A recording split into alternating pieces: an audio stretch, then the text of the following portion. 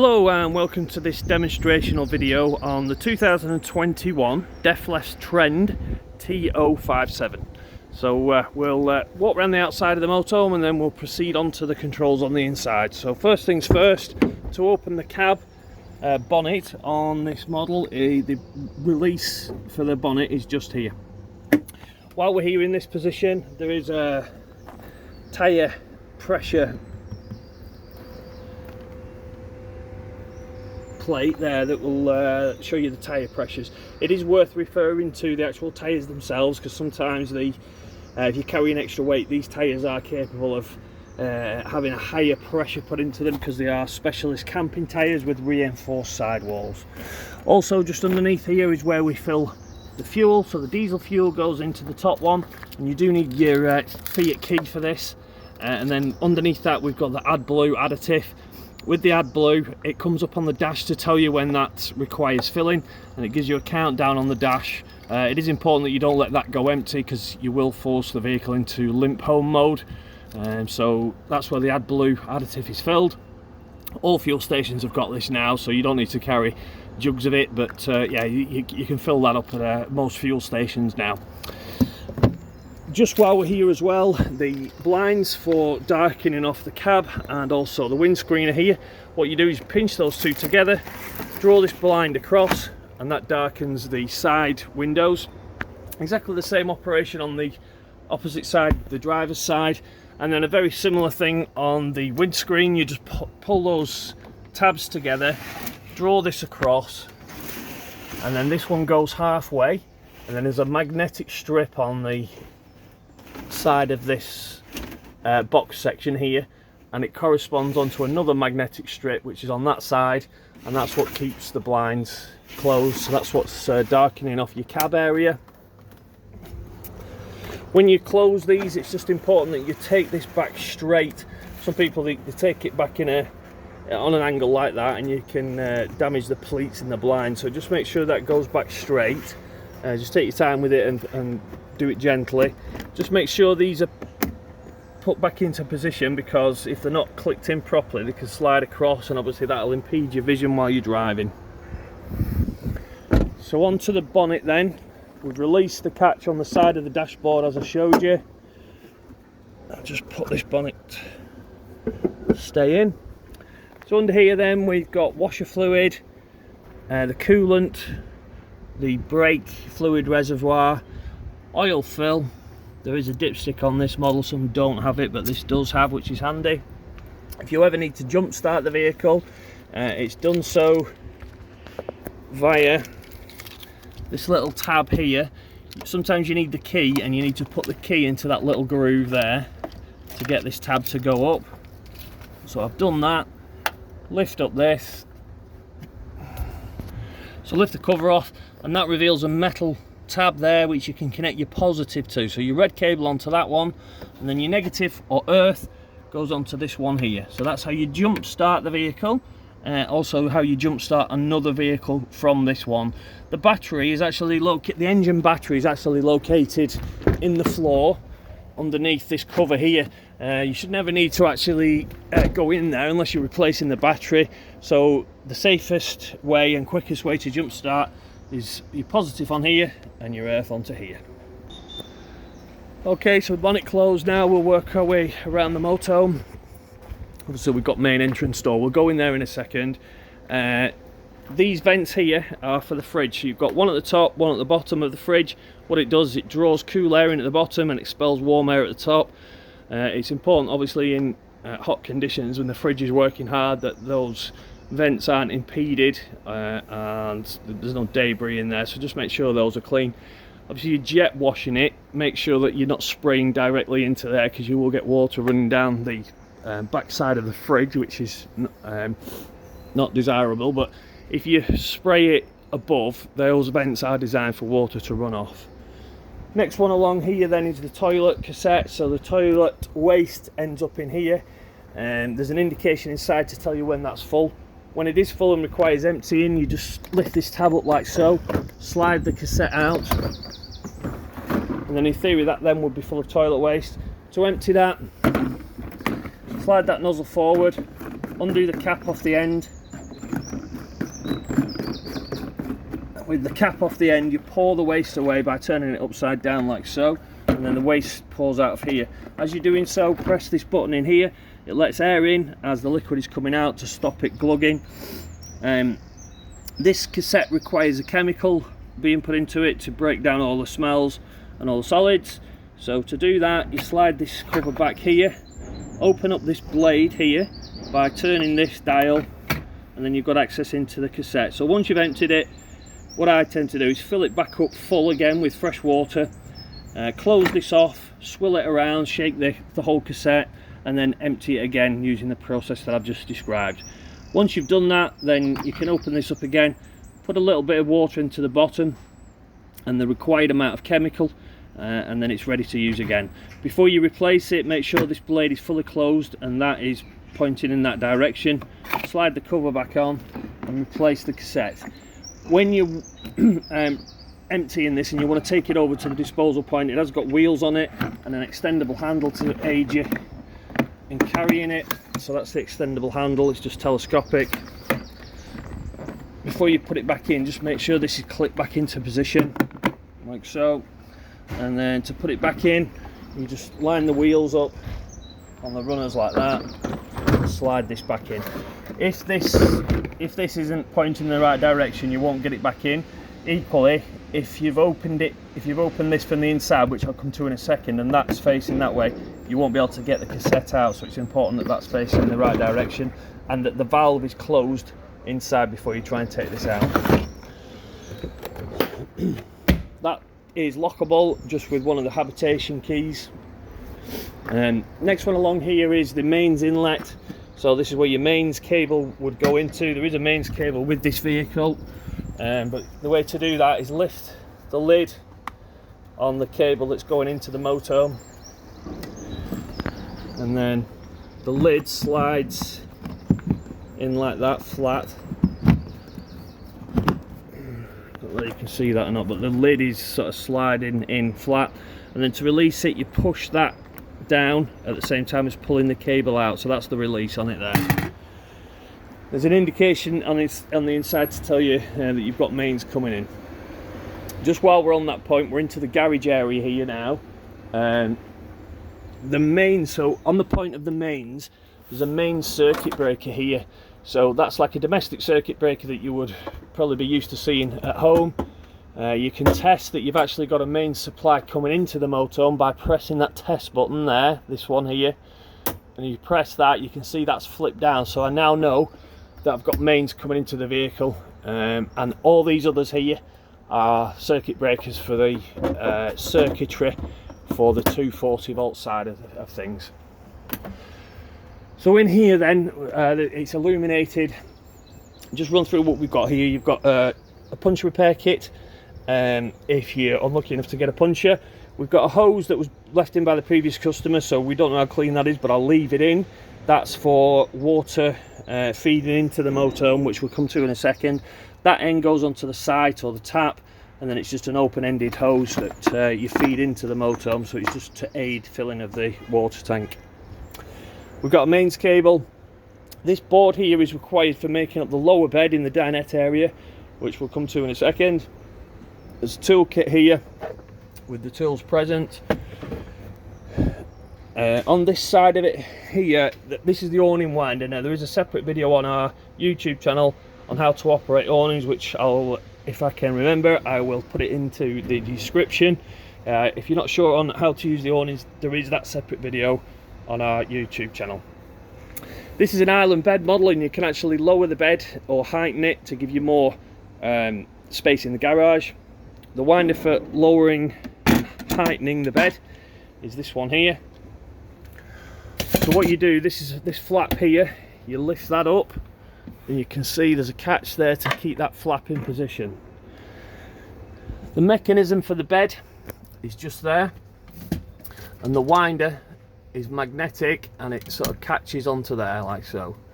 To wind the bed up and down, you just wind it on this handle here, but there is also a safety catch that keeps the bed in position. There's no point winding the bed if this isn't released. So that's now released, and then that will allow you to wind the bed up and down. Sorry, my apologies, that is released, and when you push it forward, that is closed, so that won't allow you to wind the bed. So when you've got the bed in the desired position, push that forward, and it keeps the bed in position. It'll also keep it more sturdy while you're using the bed, basically. So in order to wind the bed up and down, it's in that position, so pointing down on this, and then you wind it to wind the bed up and down. I think there is a flap, a corresponding flap like this on the other side, but we'll come to that when we walk around the motorhome. Okay, this model's been fitted with the bike rack. To operate the bike rack, you take these, pull this base down here, and then the wheels of the bike are kept in position via these here, and you can see it's just a clasp. You press that in and undo the clasp, put that over the wheel. Then these bars here go onto the crossbar of the bike to keep them in position, so when the bike's being vertical here, they clasp onto the crossbar and keep the bike in position like so.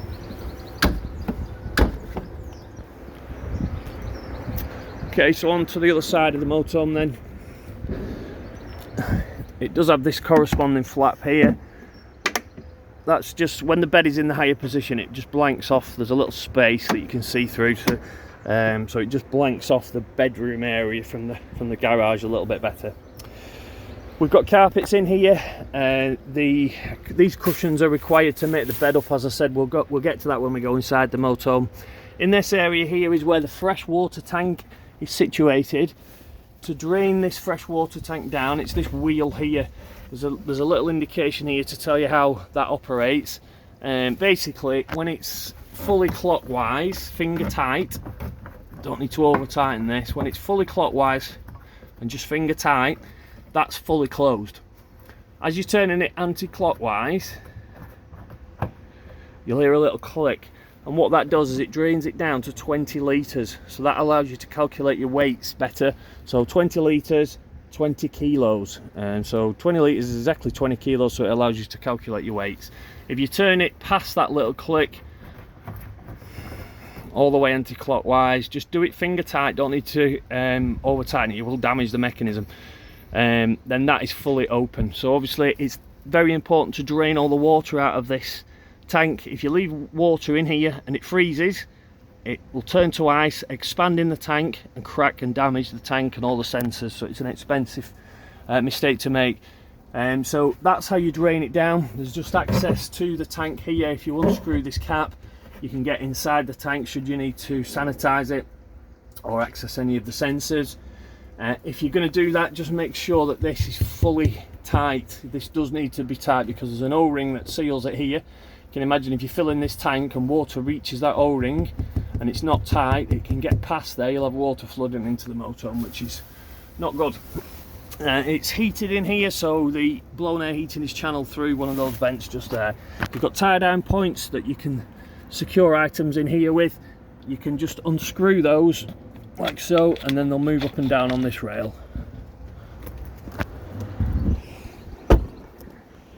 This model's been fitted with refillable gas, so it's the gas flow system. The gas flow is filled via this nozzle here. You can't overfill it.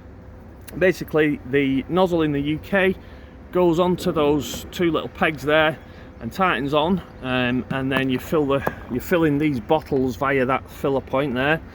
There's an indication on these bottles to tell you how full they are. They're not deadly accurate. As you can see, this one has got half a tank, that one is actually showing empty. You switch the gas on from these bottles by turning these anti-clockwise, so that one would be on there now. I'm just going to switch it off, and exactly the same on the other bottle here. There's a changeover valve here, so you can select which bottle is required. So if you turn that one towards this bottle, and there's actually a little arrow there which you probably can't pick up on the video, it's going to use this bottle. If you turn it that way towards that bottle, then it's going to use this bottle. I think in the middle it'll actually draw from both. So that's the gas flow system.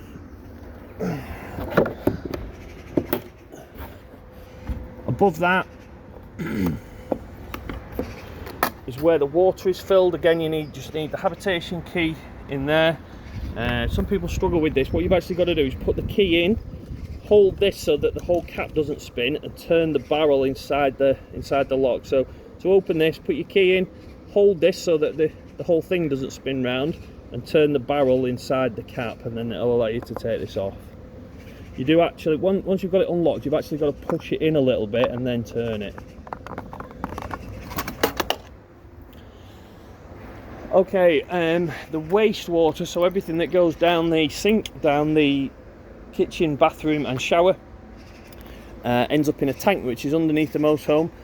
To drain that down, and again there's an indication on the control panel which we'll come to in a second that tells you how full that is. To drain that down, you do need this little key here. I'll put this back in the pack, so this was in the woven pack with all the instructions, which I'll show you when we go in. But to empty this, that's now closed. To empty it, turn it anti-clockwise, I think. Sorry, that's now closed, so that I was turning that clockwise, so it's been left open. So anti-clockwise opens it. So that's closed, that's open. So you do need that key to operate that. Again, very important that you drain that down. In winter, if water's left inside that tank and it freezes, it can damage, it'll expand inside the tank, it'll damage the tank. Here is the vent for the boiler. So the boiler deals with the heating of the water and the heating of the motorhome. If you're doing that on gas, you will see the exhaust from the gas being burnt coming up here, and you see condensation, steam rising. It's nothing to worry about. That's how it vents its exhaust. Again, the boiler is a vessel of water here, so it's a 10-litre boiler that has got 10 litres of water in it. So if you leave water in that, again, if it expands, it will turn if it turns to ice and it'll expand, it will crack the boiler. That's probably the most important one to drain down. I think the drain for this, but I will show you it, is inside, underneath the dinette inside. To drain that down, there'll be a little valve inside, but when you're draining it, there'll be, you see that pipe there. So when you drain that down, the water will pour out onto the floor from the valve which is open inside. So I think that completes the outside. I'll move on to the inside now and we'll run through the controls in there. Okay, so I'm inside the motorhome now. This is the pack that I was referring to, so I'm going to leave that handle, which was for the waste, inside that pack. Now I think the drain for the boiler, because this is where the boiler's housed, is underneath this seat here. So I'm just going to remove that and I'll show you the drain for the boiler. Okay, so I've removed the cushions off this dinette here. It is awkward to get to this valve, but I'll show you where it is. I'm going in here with the phone. So if you can see that black box there, on the top of that is a diamond shaped nozzle. Now that you can turn that around. You'll probably see it's pointing in the sort of direction of that black box now. I'm going to close it off and then put the camera in there so you can actually see what it looks like when it's closed. That's now fully open, so it looks like that when it's fully open. There's also, I don't know if you can see that little blue button at the bottom there. That needs to be pressed in. So I'll do that and then I'll point the camera back in so you can see what it's like when it's closed. Okay, so you can see that diamond shaped valve on the top there is now pointing in the opposite direction, and the little blue button is pressed in. That is closed. That means that the boiler will retain all the water in the boiler. That valve is actually thermostatic as well. So what will happen is if the temperature reaches 6 degrees or lower, it will automatically drop all the water out of the boiler. So if that happens, you need to then close the valve off manually. It won't do that if the boiler is switched on. Okay, so it's a safety mechanism. I'm just going to take the camera out. So that's where I went in there. So it's in just tucked under there. So just going back to that, the boiler will actually only self-drain if it's not switched on. So if you've left water in there, it's a safety mechanism that will drain all the water out of the boiler to protect it basically. But if you've got the heating switched on or the hot water, it sends a signal to that valve not to open, so it won't drain all the water out while it's actually in use. Okay, so that's all the seating bit back in position. One thing to just note, if you open this window, because of where the vent is for the boiler to stop carbon monoxide entering the motorhome, there's a little switch on there. So if you've got this window open and you've got the boiler on, it will actually switch the boiler off. You can see it's wired. So you can't basically open that window with the boiler in use. Okay, so sorry about that. To spin these seats around, captain seats these, so to spin those around, you pull this lever like so, and that'll allow you to spin the seats around. Exactly the same on the driver's side, so that's how you do that. So just while we're here, this is the passenger seat. Underneath there is the charger unit. Okay, so you can probably just see there's a bank of fuses just here, and they're your 12-volt fuses. So you had the fuses for the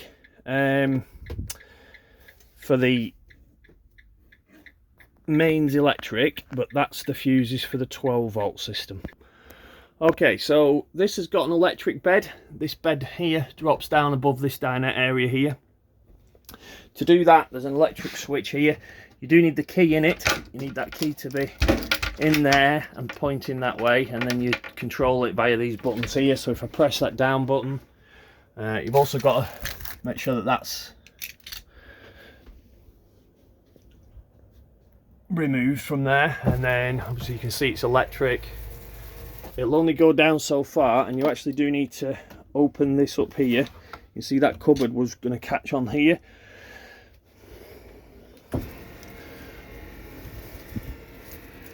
Okay, so with the bed down, there's a ladder you can see that's on there that clips onto these. That gains you access into the bed.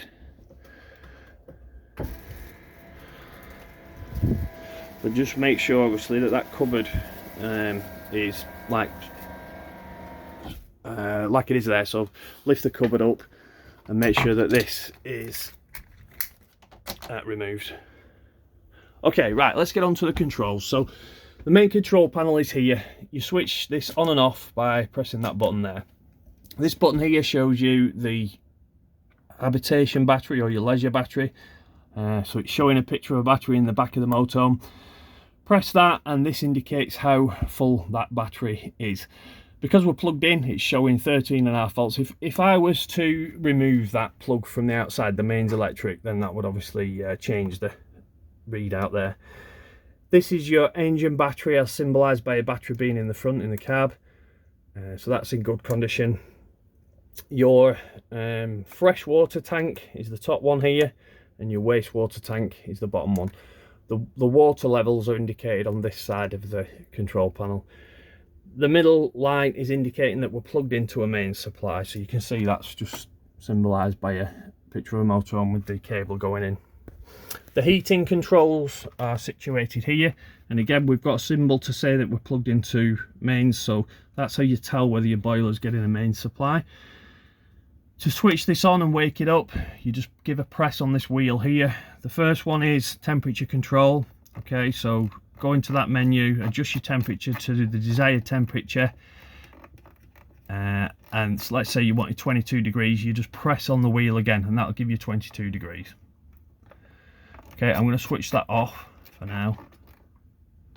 Okay, next one along, and I'm just turning this wheel to go through the menu here, is your water temperature. Okay, so in this you've got three choices. You've got Eco, which is 40 degrees, Hot, which is 60 degrees, Boost, which will take all the energy from the heating of the motorhome and allocate it to the heating of the water. So you've got it in Boost. You can't heat your motorhome, you're just heating the water, so it's like a quick boost for the hot water.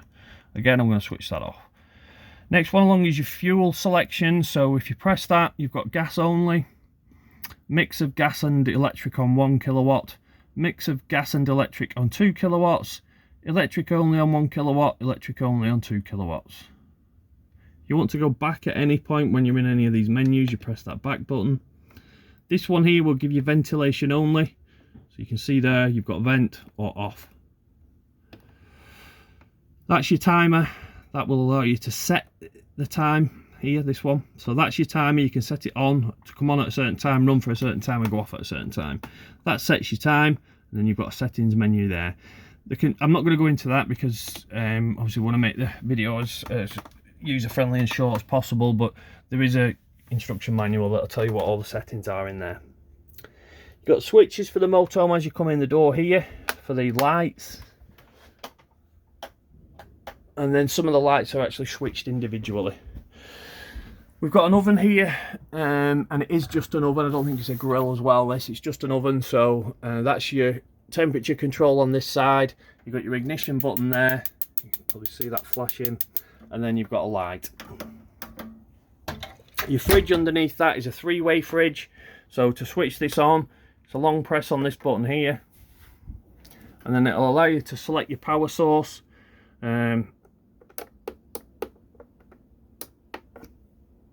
Okay, so to select your power source, it's a long press on this square button here, and then you can scroll through which one you require. So A is auto. It will automatically select the most relevant power source. It will look for electric first, then try and find gas, then try and find 12 volts.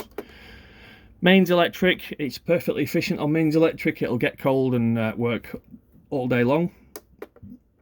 12 volt, that will only work when the engine's running, and it is only for cooling when you're in transit. It won't get the fridge cold, it'll only keep it cold while you're traveling. So what you need to do is get the fridge cold first, and either on gas or mains, and then switch to this. And then the next one along, as you can see, there is a picture of a flame, so the fridge will actually run on gas. The most efficient way of doing this is just to leave it on A, which is auto, and it will automatically select the power source for you. So if you're on mains, then you move off, it will automatically switch it to the 12 volt. Okay, so when you've selected your power source, it will actually also allow you to change your temperature. So this is basically how hard you want the fridge to work. So in really hot weather, you want the fridge to work a bit harder, keep it on full. If it's really cold, there's no point putting it on full because you just get the fridge icing up. So that is basically allowing you to select your temperature. So once you've selected your temperature, you press the middle button, and that's the fridge operational. So to get into any of these menus, it's just a long press on that square button. To switch the fridge off, it's a long press on this button here.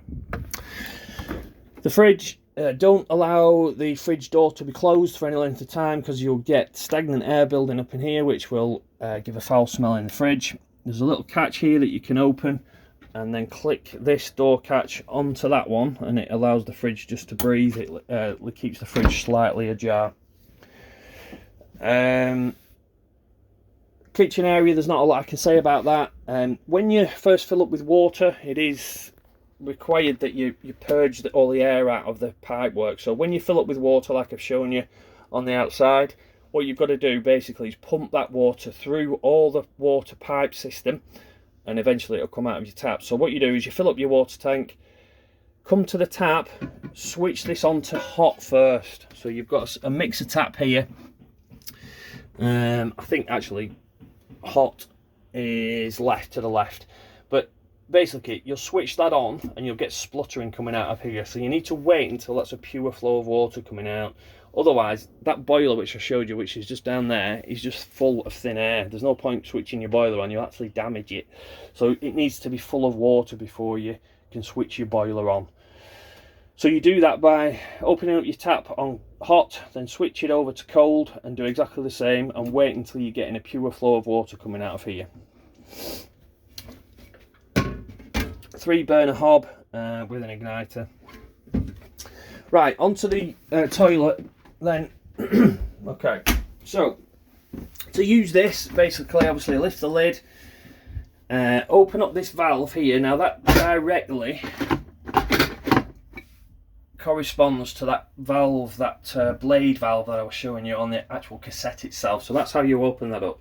So to use it then, lift the lid, open up the valve, use the toilet, and then this is the flush button here. So you press that button and it'll flush water from the main tank around this bowl here.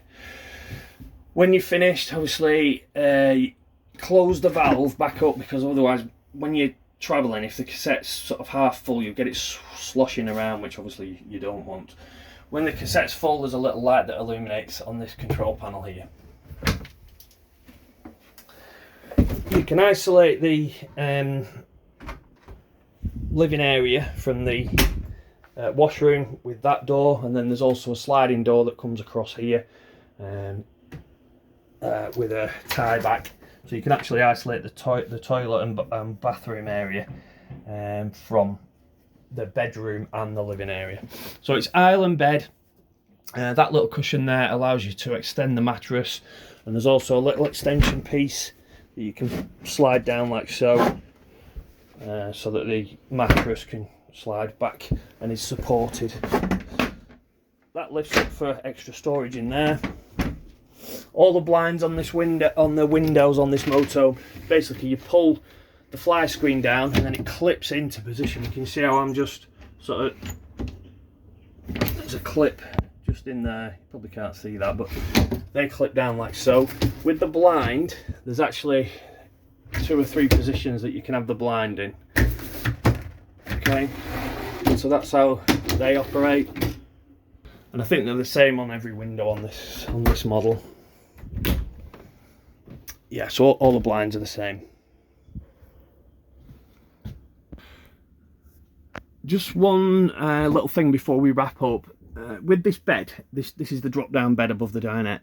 If you ever get an electrical problem, or the motor, there's a fault with the motor, or you run out of power on your battery, there is actually a manual override. Inside there's like an Allen key that you can put a winder into that and then actually wind the bed up, so it's like a sort of, you know, safety feature to get the bed to go up if you've run out of power.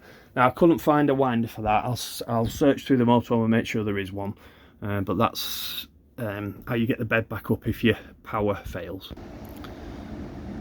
Okay, so that completes the demonstrational video. If there's anything I've missed, I'm happy to answer those questions on the day that you collect, or if you want to get in touch in the interim between now and collection.